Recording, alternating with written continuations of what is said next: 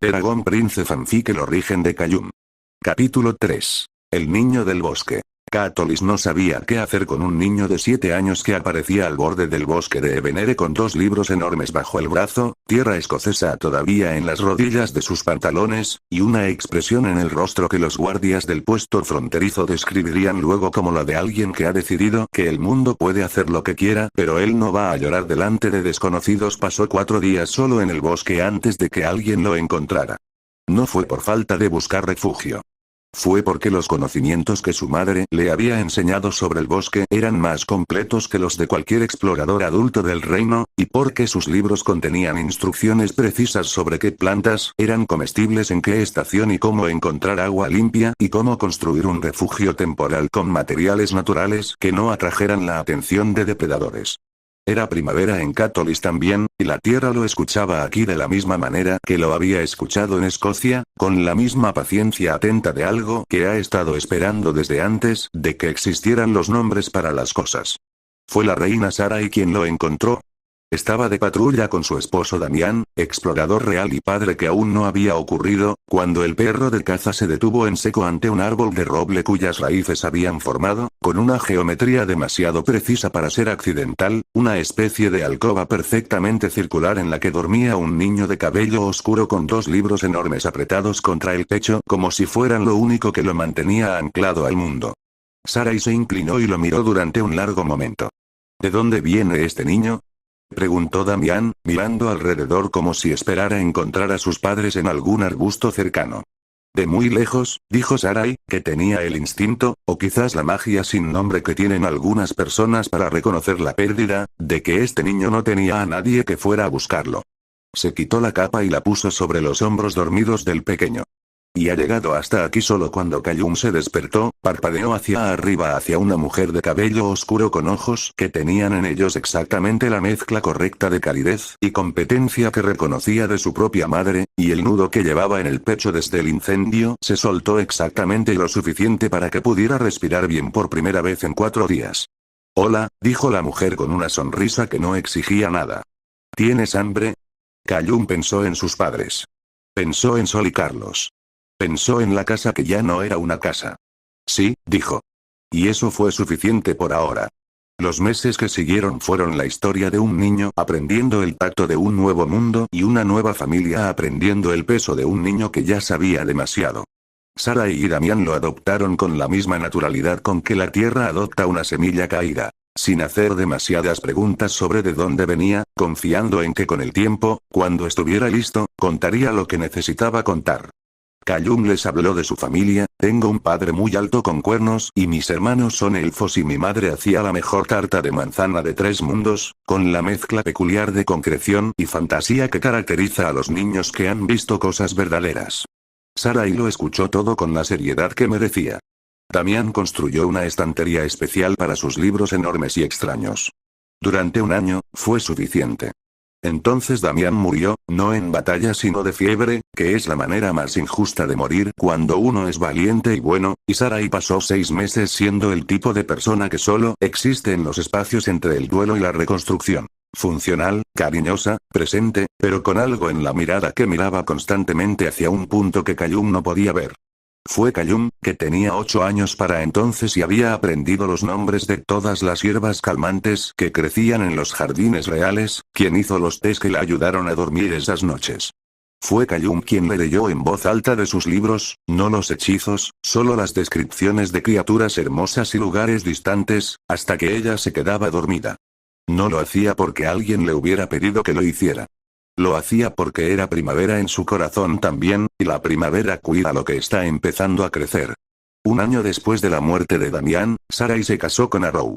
Y Kayum, que para entonces tenía 9 años y ya había decidido que a los padrastros se los juzgaba por sus acciones y no por el título, observó a Arrow durante 3 semanas antes de decidir que era un hombre bueno que hacía chistes malos y que miraba a Sarai con exactamente la misma expresión que su padre biológico usaba para mirar a su madre, que era la expresión de alguien que no puede creer que el mundo haya sido suficientemente generoso para poner a esa persona particular en su vida. Decidió que podía vivir con eso. Al año siguiente nació Efran, y Kayum descubrió que también podía vivir con ser hermano mayor. Al año después de eso, Sarai murió. Capítulo 4. Cuando la magia se desborda. La muerte de Sarai llegó de la manera más injusta posible. Con aviso suficiente para que uno pensara que habría tiempo de prepararse, pero no suficiente para que la preparación sirviera de algo. Fue en la misión del titán de magma. Kayum tenía 10 años para entonces, ya no era el niño pequeño que había llegado al bosque con tierra escocesa en las rodillas, sino alguien que ayudaba en la botica real y estudiaba cada noche con una concentración que hacía que los tutores lo miraran con una mezcla de respeto y ligera incomodidad. Sabía que era peligroso. Sarai le había dicho que era peligroso. Le había prometido que volvería, y Kayum había guardado esa promesa en el mismo lugar donde guardaba todas las promesas de personas que amaba. Con cuidado y con la conciencia silenciosa de que las promesas son intenciones, no garantías. Cuando los mensajeros llegaron al castillo, Kayum estaba estudiando el capítulo de su libro sobre criaturas de las regiones volcánicas. Leyó la misma frase 7 veces sin que llegara a significar nada, y luego cerró el libro y se fue al jardín y se sentó en la tierra fría y puso las palmas planas sobre la hierba. Era otoño. Su elemento era el aire. El viento llegó sin que lo llamara. Lo envolvió. Lo sacudió de la misma manera en que el viento sacude las ramas que no quieren doblar.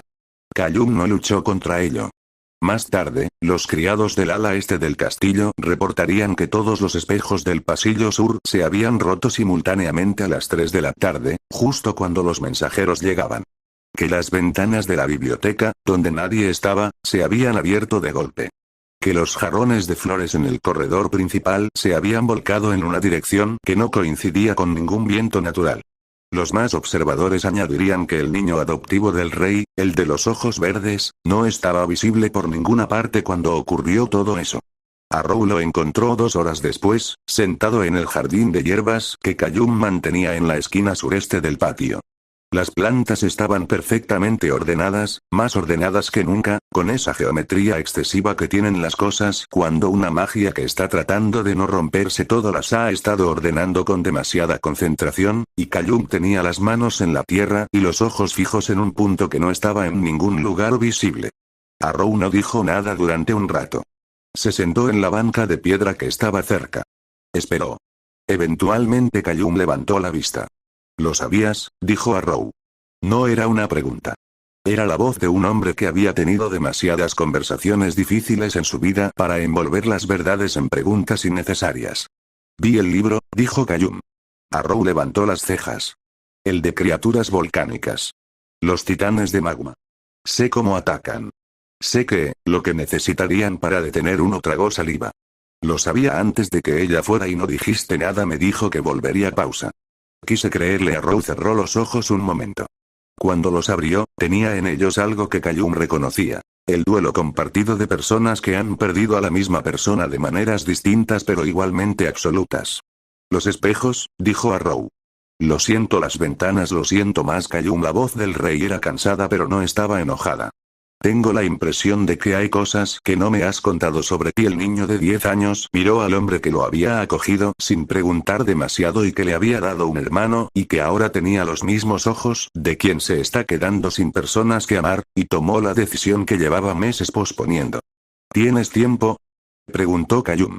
«Va a ser una historia larga». Arrow le dijo que tenía todo el tiempo del mundo. Kayum le habló de Elias Ainsworth, y del jardín que cambiaba de estación, y de Ana y sus flores y sus libros y sus tés de hierbas.